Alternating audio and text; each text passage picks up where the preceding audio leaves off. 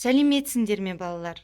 Мен Мұхамеджанова Қарлаш Қанатбек қызы, Алматы облысы Райымбек ауданы Сауранбаев атындағы орта мектептің бастауыш сынып мұғалімі.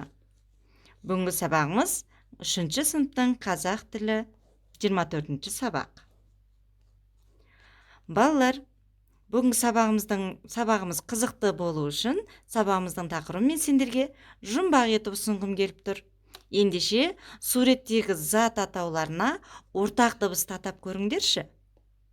Велосипед, трамвай, автобус. Осы сөздердің барлығына ортақ қандай дыбыс? Иә, В дыбысы балалар, дұрыс таптыңдар. Ендеше бүгінгі сабағымыздың тақырыбы В дыбысы.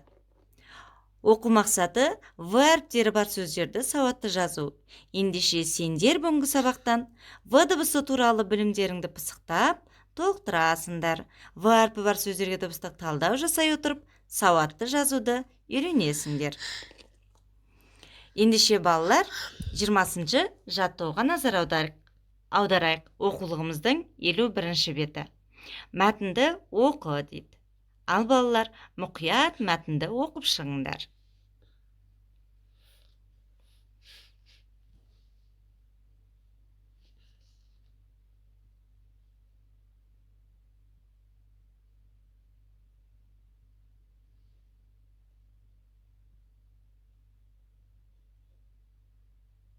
Жақсы балалар, сендерге түсінікті болу үшін мен тағы бір қайталап оқып берейін. Велосипед сөзі желаяқ деген ұғымды білдіреді.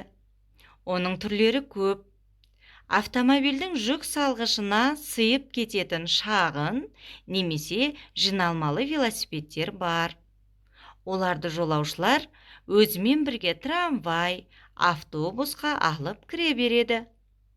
Велосипед қоршаған ортаға қауіпті емес. Велосипед тебу аяқ бұлшықеттерін жаттықтырып, сені шымыр қылады. Сондықтан оны басты көлігің ретінде таңдауың экологияның жақсаруына қосқан үлесің болып саналады. Мәтін түсінікті болса, балалар, бірнеше сұрақтарына жауап берейік. Бірінші, мәтін не туралы? Дұрыс айтасыңдар балалар, велосипед және велосипедтің пайдасы туралы. Ендеше, мәтін мазмұны бойынша сұрақтар құрастырыңдаршы. Мәселен, велосипед сөзі қандай ұғымды білдіреді? Велосипед тебудің қандай пайдасы бар? Жақсы балалар, сендер дұрыс сұрақтар құрастыра білді деп есептеймін. Ендеше, келесі тапсырма, мәтіндегі В дыбысы бар сөздерді тауып, бұл дыбыстың айтылу ерекшелігін байқа дейді. Ал балалар, айтып көрейік, мәтінде қандай В дыбысы бар сөздер кездесіп еді?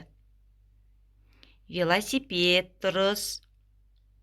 Автомобиль, трамвай, автобус. Өте жақсы балалар. Ендеше осы сөздердегі В дыбысын дауыстап айтып көрейікші. В. Өте жақсы балалар, жарайсыңдар. Ендеше осы жаттығудың соңғы тапсырмасы велосипед пайдалы көлік тақырыбында өз ойыңмен бөліс дейді. Иә балалар, велосипед пайдалы көлік пе? Неліктен пайдалы деп есептейсіңдер? Осы тұрғыда мұқият ойланып көріңдер.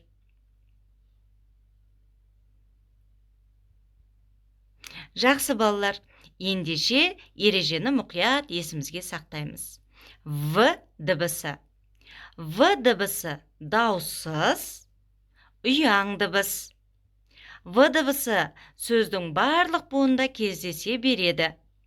Мысалы, вагон, автобус, паровоз, Асқаров.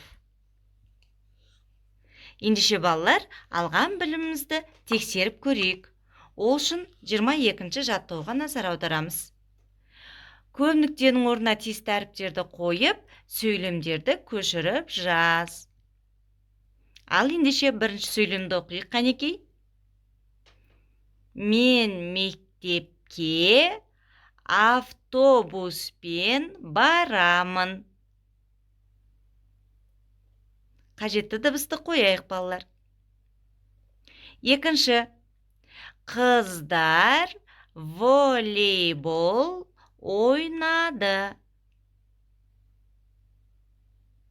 Қандай дыбыс қойылады, ойландық ба? Келесі. Ұлдар футбол ойнады. Келесі. Олар вальс биледі. Мұқият дыбыстарды орнына қойып жазып шығамыз, балалар. Және жазып шыққанымызды мына мәтін бойынша тексереміз.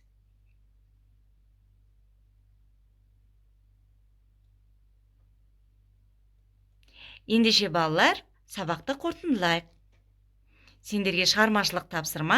Қанекей, бүгін біз В дыбысымен өттік. Ендеше, осы В дыбысы кездесетін кез келген 5 сөз ойлап жазыңыз.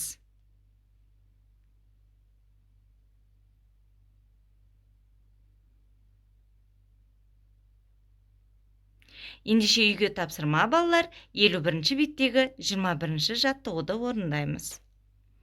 Сабағымыз аяқталды. Ендеше бүгінгі сабақта сендерге не ұнады?